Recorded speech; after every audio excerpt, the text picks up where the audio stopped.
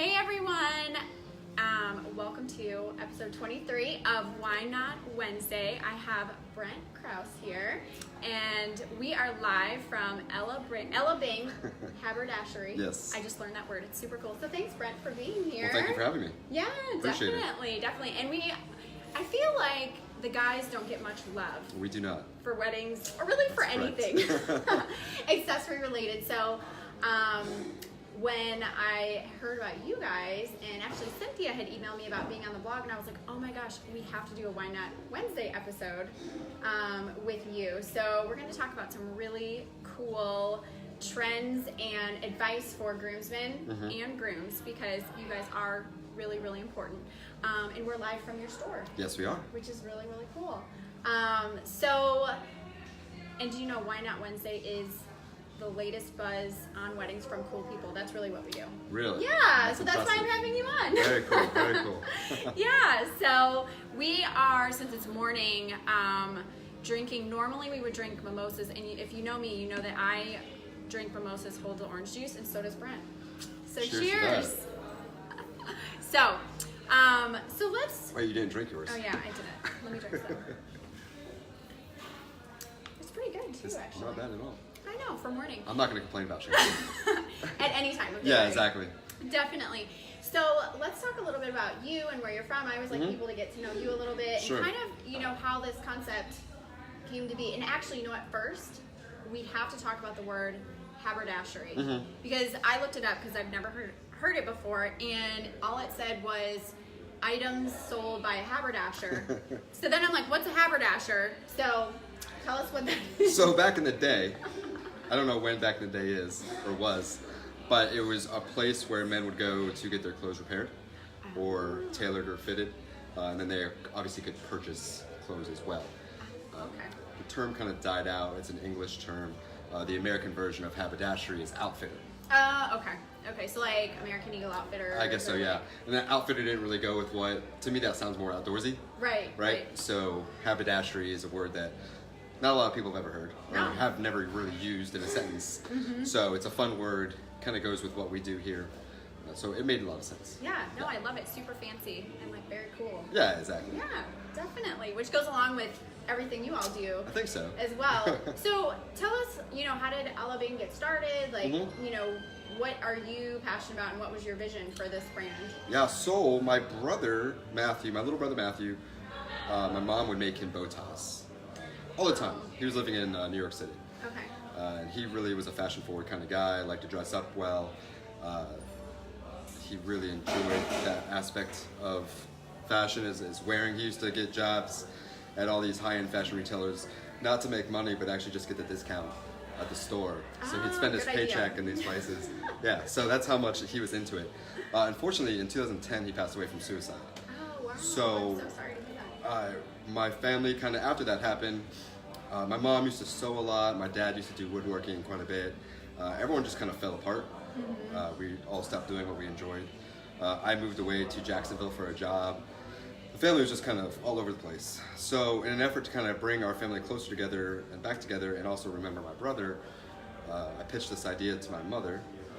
Why don't we start a bow tie company? Because initially we were just doing bow ties, cloth bow ties. We'll do it in memory of my brother. We'll figure out, somehow we knew we were going to have some philanthropic cause. We didn't know what it was at the time. And surprisingly, she said yes. So I totally anticipated her saying no, but she said yes. So we started that way, and 6 years later, we have our brick and mortar now. We have obviously our website. We donate 10% of all our proceeds to the Crisis Center of Tampa Bay for suicide prevention and awareness. So we've been working with them, partnered with them for 5 years now. So it's been a really great partnership there. Which I absolutely love that. And I didn't plan it this way, but if y'all know, this is my 10-year business anniversary, and today's 10/10, and I'm all about giving back and, paying it forward, and, really just being able to give back by doing what you love to do. So I think that's really cool that helps honor your brother and, helps other people. Yeah, exactly. Too. It's very important to us. Running a family business is extremely difficult, but at the end of the day, we're not business partners, we're family. So that's always kind of been the glue that has held us together. So it's not like something that we can just get upset with each other and just dissolve the business and move on to something different. We're family. We feel that we have a bigger purpose. We're doing this because of my brother and in memory of my brother, and to help other people. We don't want other people to go through what we've gone through. So hopefully this little arena that we're working in can help somebody. Yeah, and the Crisis Center in Tampa Bay is really amazing. It's actually very close to where I live. Okay. And I've done a tour there before, so it's really an awesome organization to get back to. Definitely. Yeah, I just did a new tour there last week. Oh, okay. They just went through a remodel, so they showed us around. Very cool. Nice. They're doing a lot of great things there. Yeah, definitely. So you kind of started with the cloth bow ties. Yes. And one thing that is really cool that you guys do is the wood ones. Yes. Which is awesome. Do you have? I want to see. I do, yeah. So this is a They're wood bow tie. actually made of wood. Like, how cool is that? And then, do you design these or do you buy them? Like, No, so my father makes these.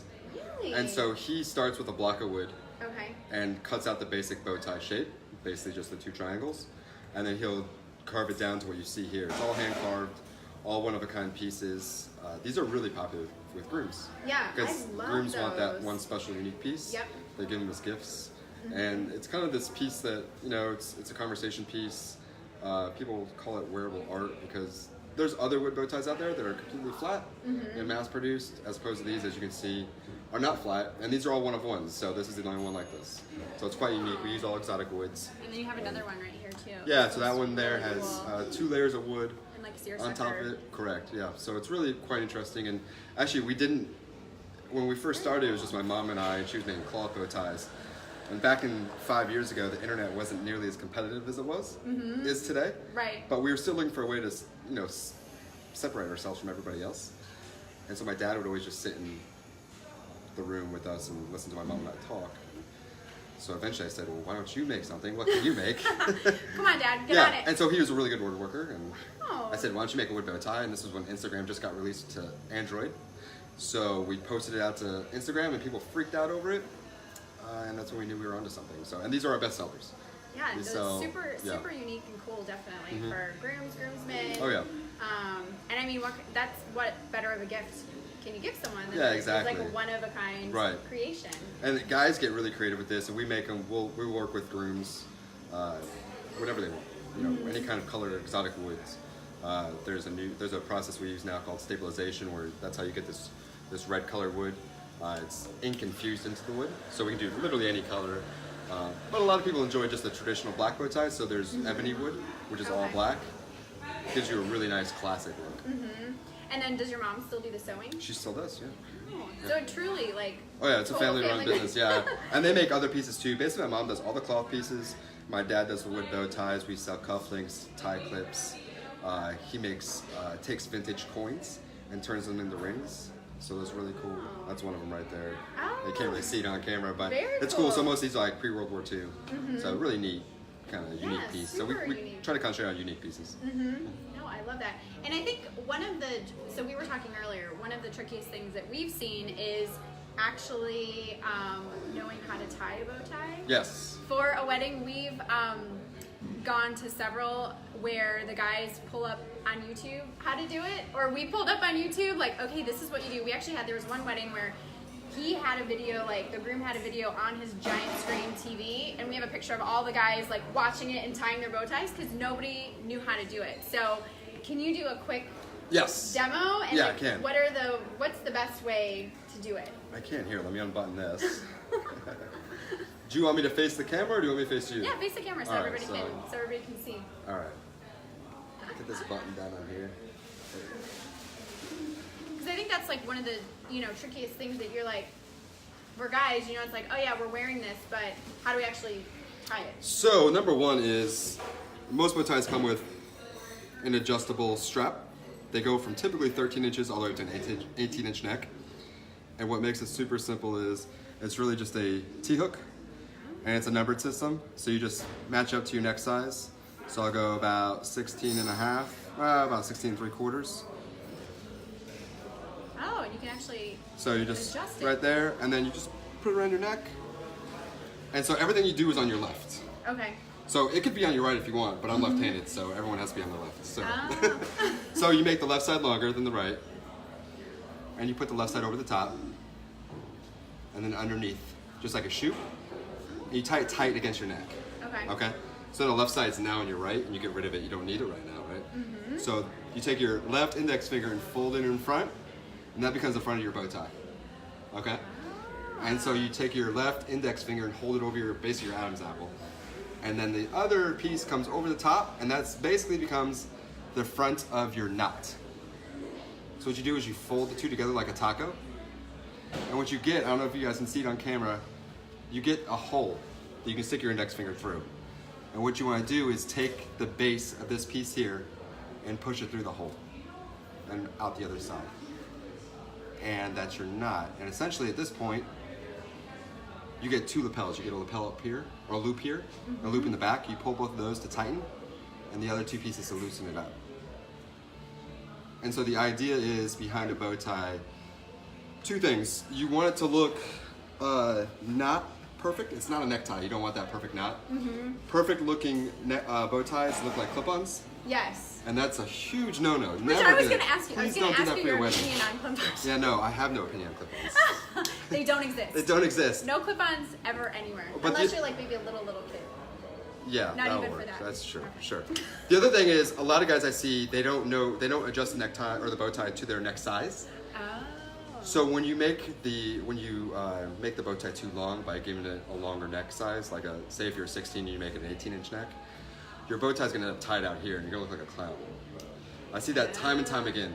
So the idea is to get the bow tie just inside your jawline. So if it's outside your jawline, you know that your neck size is too large.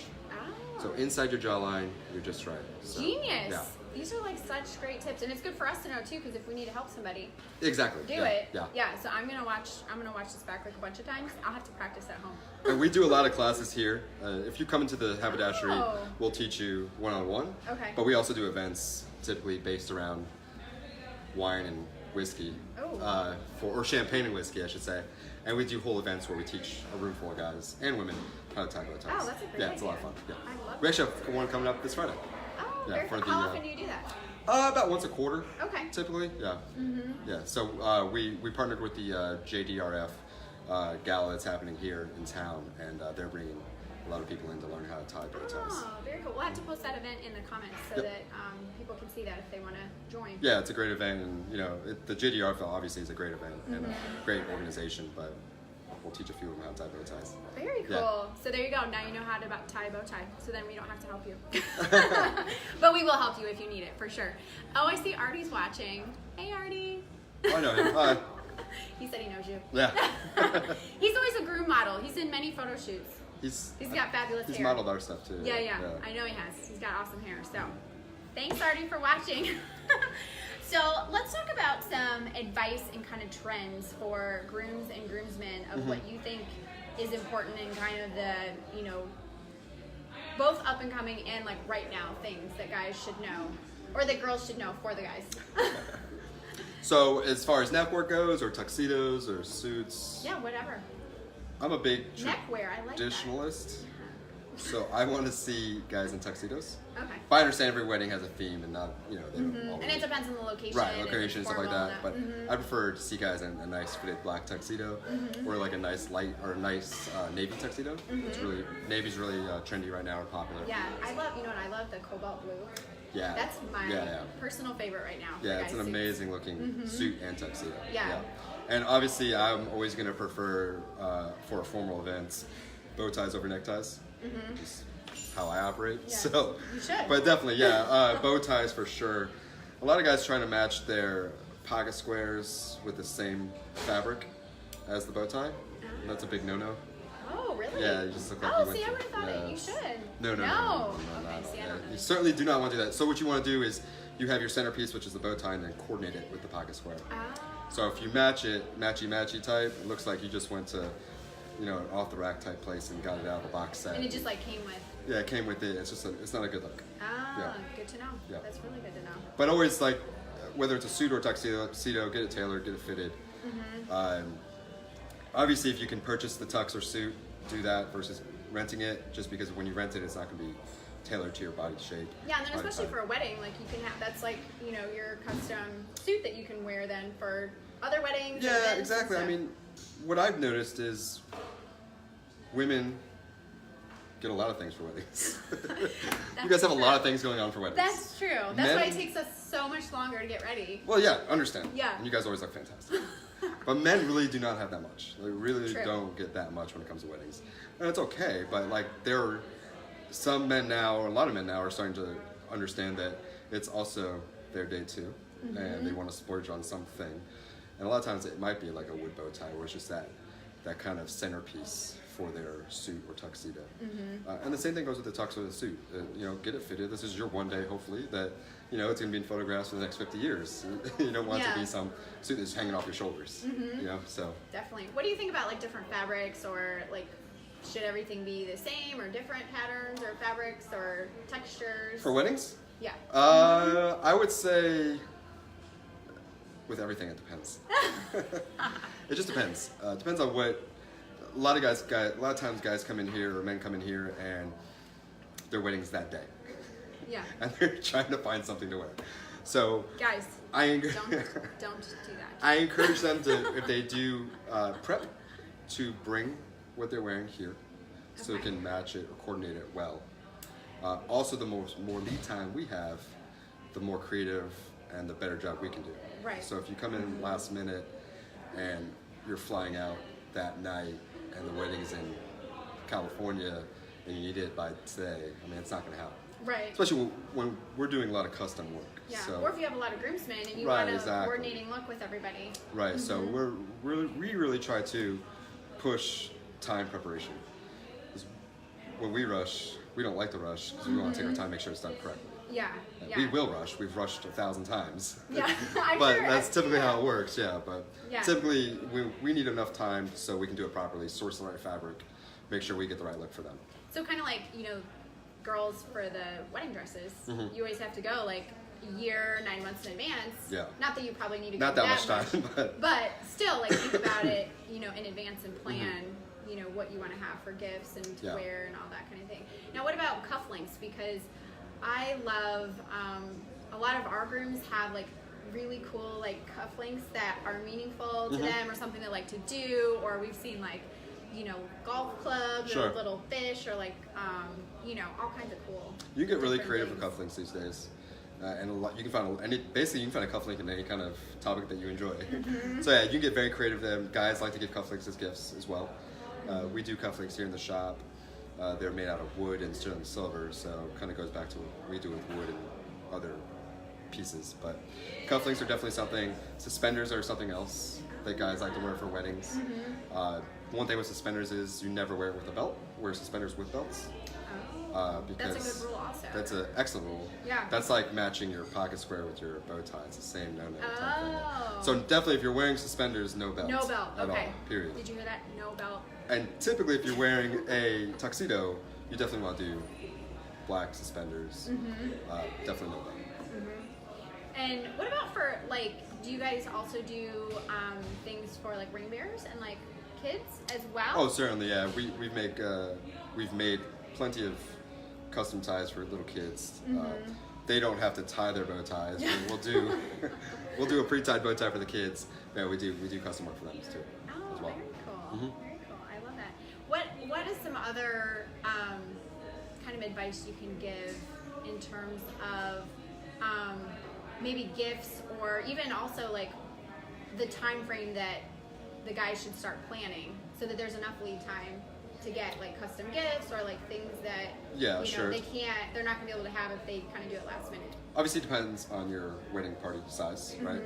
I would like to see at least 2 months lead time. Typically, that's plenty of time for us to get done what we need to get done. Okay. If it's a smaller wedding, a month is fine. But a larger wedding, you're talking more than 5, 6, 7 groomsmen. Definitely 2 months would be nice. Okay. That gives anybody you're working with And that's not too enough bad. time. No, it's not Yeah, really. that's not bad at all. Just what I see a lot is guys I call peacocking, and they have too many centerpieces. So typically you want one centerpiece. Okay. That if it's a bow tie, make it the bow tie. If it's your fancy shoes, make it your shoes. Yep. Don't make it the fancy shoes, the bow tie, the pocket square, lapel flower. All those things. It's just too much. It's overwhelming. So you want it to be like one thing. Correct. And then like coordinate the accessories. Right. Coordinate the accessories around that one centerpiece, and you'll be good to go. What's your favorite look right now that you see or that you think is cool that people should be doing if they aren't?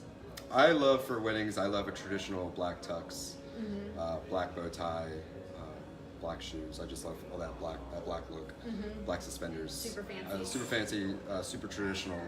Obviously tailored perfectly to your body type, and that is going to be top notch every time. What about so if it has to be casual or more casual, what do you think is a cool look for that? I like vests, waistcoats, vests. That's a super casual look, and even with the vests, that can become your center point. And so if you get something with an interesting pattern, that's perfectly acceptable too. Then you don't necessarily need neckwear, so you can skip the bow tie, skip the necktie, and maybe if you're just doing the vest, maybe just do a nice lapel flower. Okay. A real flower. I always say lean towards carnations, not roses, because roses are for prom and homecoming. Plus carnations last longer.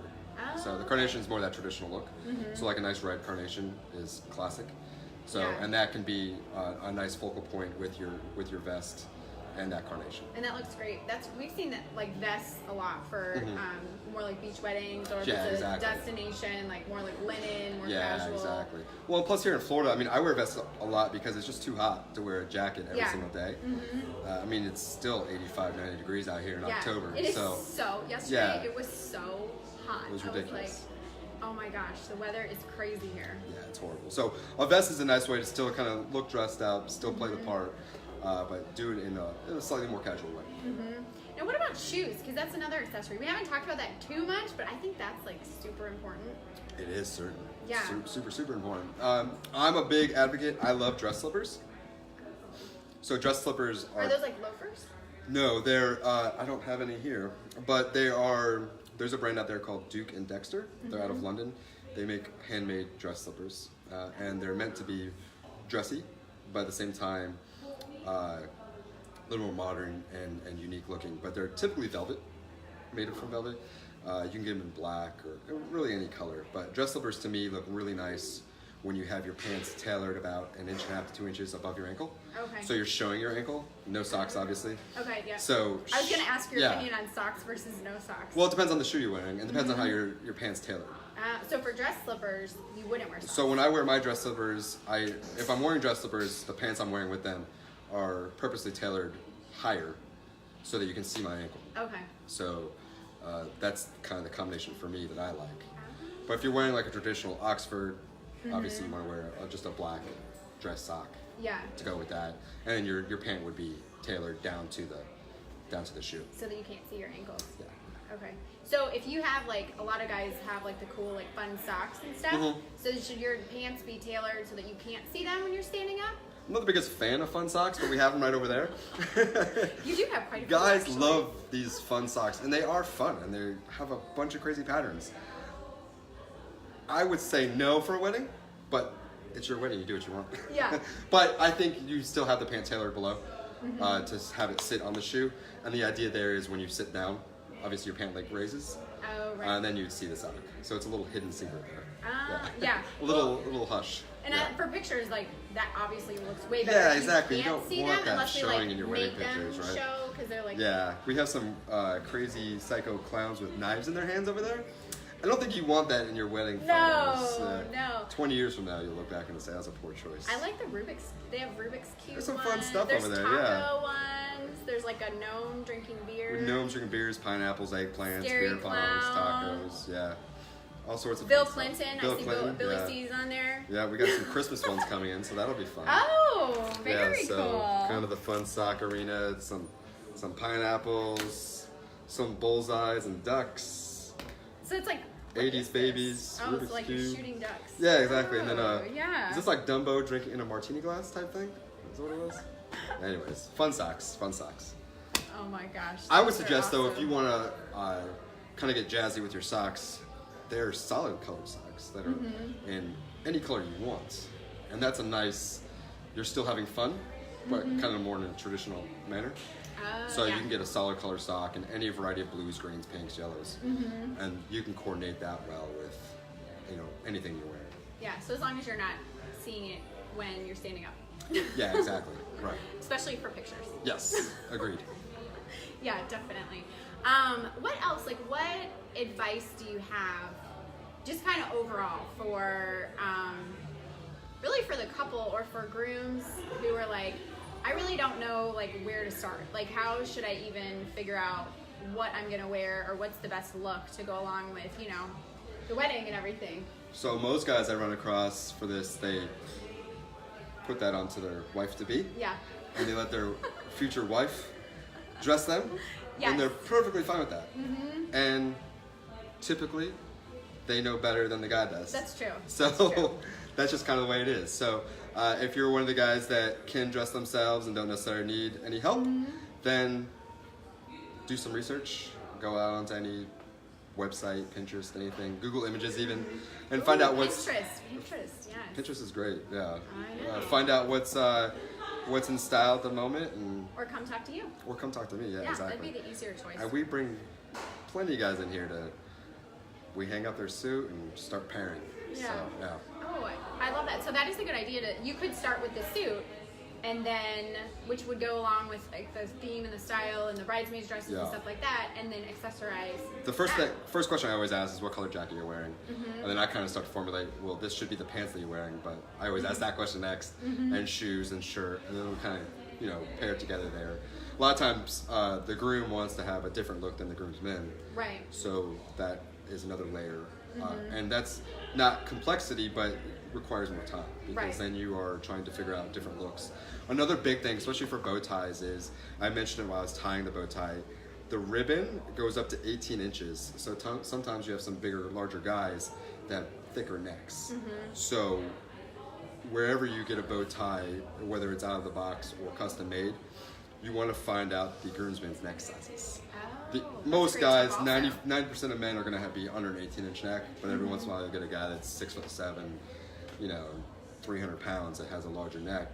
We need to know that because this bow tie will not fit him. Ah, so then you have to like. So we make it custom larger. Mm-hmm. for them and make the ribbon longer and put basically a longer ribbon that goes from 19 inches to 22 inches. Ah, cool. So that's another big thing. Mm-hmm. Also, there's different cuts. So this is a 2-inch butterfly, Mm-hmm. and then if you could grab me that purple one right there. This one? Yeah. And then Oh yeah, we see- need to show some of these because these are. So really this is a cool. diamond, so it just gives you a different look. Okay. And then with a diamond, you have a diamond point up front, a diamond point in the back. So it's just like kind of a trendier look take on the bow tie. Mm-hmm. Like a and different then, cut. And then there's that's a 2-inch butterfly as well.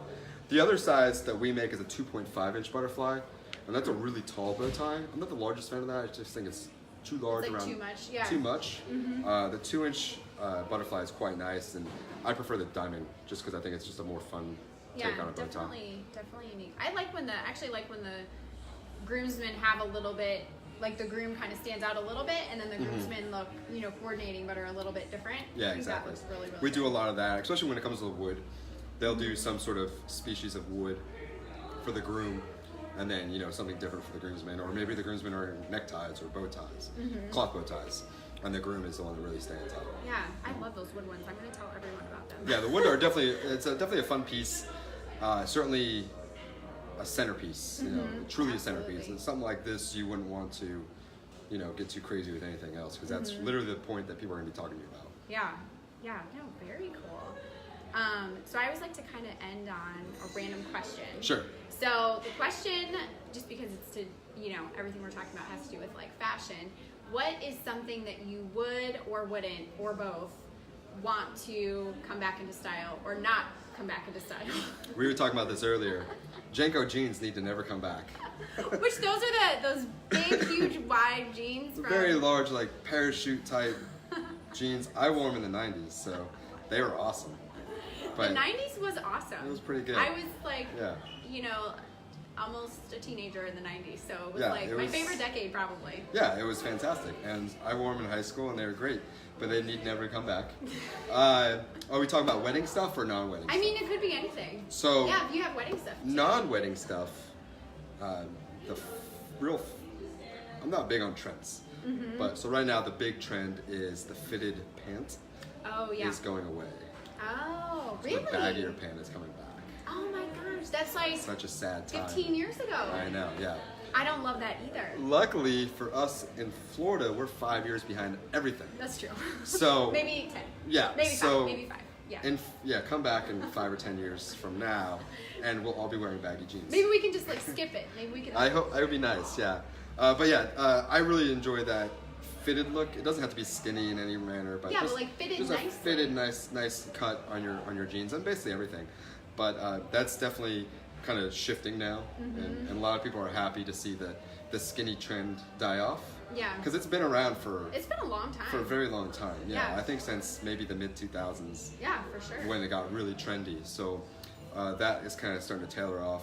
But at the same time, when you bring it back to suits and tuxes, I think a well-fitted suit and tux is never out of fashion. You Definitely watch, like timeless. Like makes me think of like James Bond. Exactly. Yeah. Like it's and, always right. the fitted. But it's flat interesting suit. though. Like you look back in wedding photos back in, even I was in a wedding for my good friend back in the early 2000s. We looked like hell. It was ridiculous.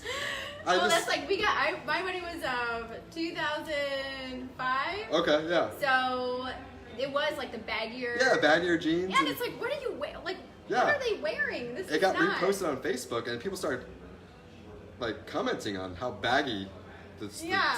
tux was, I guess. And I'm like, guys, this is like 15 years ago. Relax. But yeah, so definitely, for some reason, there's like a 10, 15-year gap in the 90s and early 2000s where fitted didn't really matter. And that's a sad time.